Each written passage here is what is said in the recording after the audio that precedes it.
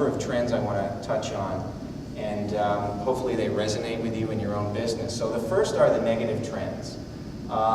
If you think about SMB customers right now, and I say SMB because really the SMB market is a channel-owned market for the most part.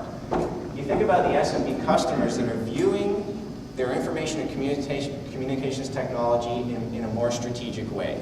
This just means that they are interested in applying technology to key business imperatives like productivity, etc. You've heard a lot about that in the other presentations earlier.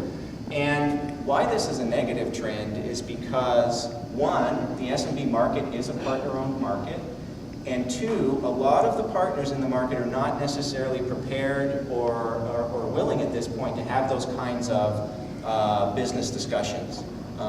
They're still potentially dealing in a lot of the speeds and feeds kinds of discussions and not raising it to a business level. That is starting to change, but it's still a negative trend because there needs to be still a lot, I think, of capability building within the channel to come up to that point. To have those business discussions, to talk to the executive level about how the solution, whatever that might be, has an impact on the business, and maybe not even talking about solution, right? It's first positioning around the business and around the business issues, and then getting into the solution discussion after that. It's a difficult transition. What about the positive trends? Because we can't all be negative, there's got to be something positive going on, and there is. I think from a vendor perspective, there's a pretty strong focus on the SMB market, and I think that, again, it's really a partner-owned market.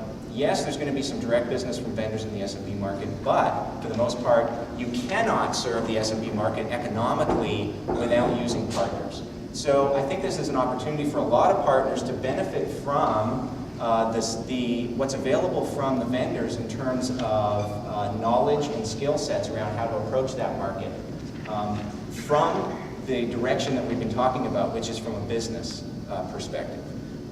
And I think that a lot of vendors are developing great training, as an example, to talk more to the executive level, to talk about business issues, etc. And I think it's something that they're going to do more of, and it's something that partners need to take advantage of. The next one is managed outsourced services. And I would also include in here business consulting, as we talked about, because, again, a positive trend. A lot of partners are already in and own the infrastructure of a lot of their customers, and to kind of take one step over and say, well, now maybe I'm going to manage that infrastructure remotely. Those kinds of decisions can be made a little more easily right now, so it's viewed as a positive.